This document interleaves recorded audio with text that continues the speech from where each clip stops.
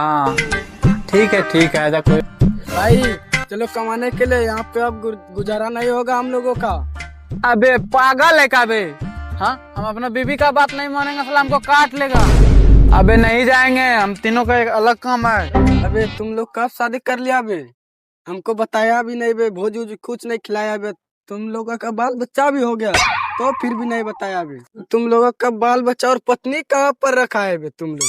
खेलता है मेरा बाल बच्चा कहीं भी है, तुमको क्या मतलब है? हेलो।